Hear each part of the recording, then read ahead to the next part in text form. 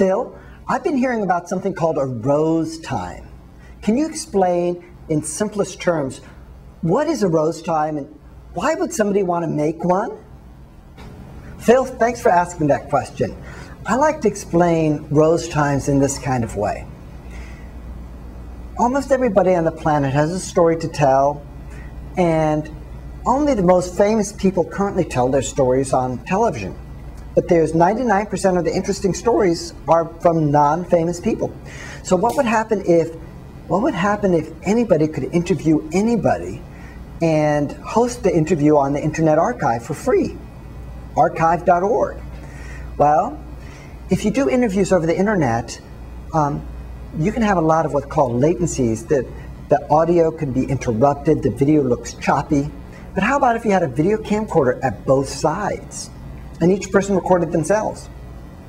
And then you took the two videos and you merged them using something like Apple's QuickTime Pro software, which could merge two different video files. And that only costs $30, so that's not too expensive. And if somebody wore a lavalier, a clip-on microphone, they can get some really nice audio, very, very clear. And if they have some decent lighting, which you can set up, you can set it up homemade lighting that looks pretty nice, and a backdrop, even a blue sheet or something. You can create a video that's very engaging, doesn't cost a lot of money, and helps people tell stories. So the only ingredients you really need are like digital camcorder, and even an analog camcorder could do the trick if you have some good lighting and if you have a microphone jack so you can plug in. You probably need a tripod, a clip-on microphone, and then the actual interview takes place over the internet using audio conferencing software, free software like Skype or Gizmo.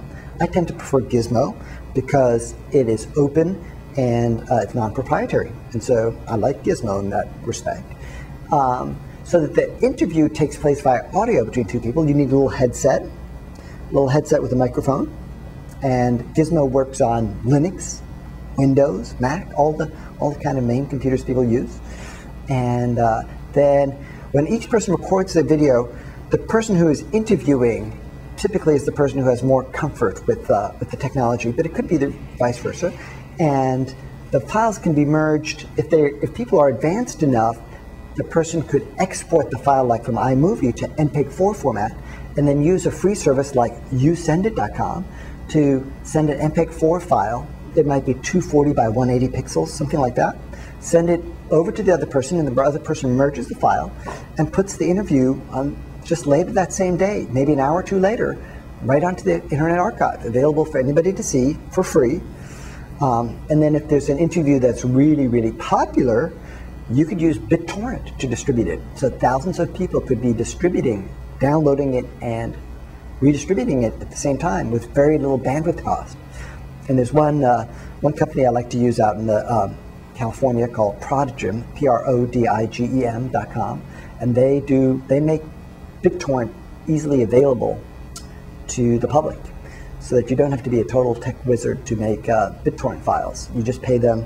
I pay them something like $7 a month, and they help me make BitTorrent files. So, Phil, that's the short answer. And thank you for asking it. I really appreciate the way you asked the question, and I hope that the answer I gave gave you enough explanation that you can have a better understanding of what these Rosetimes are all about.